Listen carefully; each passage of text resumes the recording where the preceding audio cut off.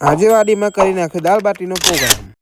આજે બેઠા બેઠા વિચાર આવે કે કંઈક પ્રોગ્રામ કરવો પડશે। પછી તો મૂન મારા મિત્ર બે આવી ગયા વાડી અને થોડી સાફ સફાઈ કરી નાખી। ફાઇનલી બધા મિત્રો ભેગા થઈ ગયા અને દાળને મૂકી દીધી બફાવા માટે। બાટલીનો લોટ કરી નાખ્યો રેડી।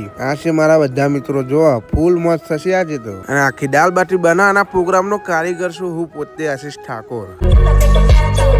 અને આખી ગેંગમાં એક એવો કામચોર મિત્ર હોય ને કે આપણને લાગે એનો કામ કરે છે પણ કશું કરતો ના હોય, ખાલી આંટા ફેર જ મારતો હશે। એ રે આપણા ચેતનભાઈ ઠાકોર, જો બેઠા બેઠા તાપે છે ને।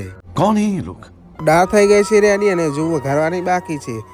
મૂન મેહુલ બે જણા બેસી ગયા છે બાટી બનાવવા માટે।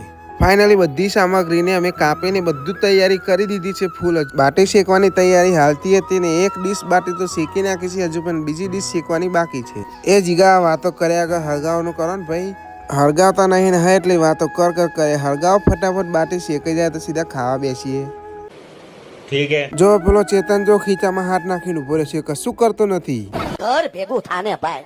આવી મોજ કરવા માટે તો વાડીમાં જ જવું પડે। મિત્રો બધા સાથે હોય તો જ આવી મોજ થાય। પૈસા ખરીદે પણ આવી મોજ ના જ મળે। વાત સહી હે। દાળ તો વઘારી દીધી છે ને, જો એને તેને થોડી ચરવવાની છે। હળગાવ જલ્દી હળગાવ। હા ભરકો કર્યો। અલ્યા હજુ બાટી શેકીને હેર્યા હું કરો હલ્યા? શેકો ફટાફટ શેકો। हे रहा नहीं जाता, तड़पी ऐसी है ना। ફાઇનલી ભાઈબંધોની મહેરબાનીથી બાટી થઈ ગઈ રેડી ને અમે બધા બેસી ગયા ખાવા। આ હા એક નંબર દાળ બાટી બનાવી હો, મજા જી બોસ।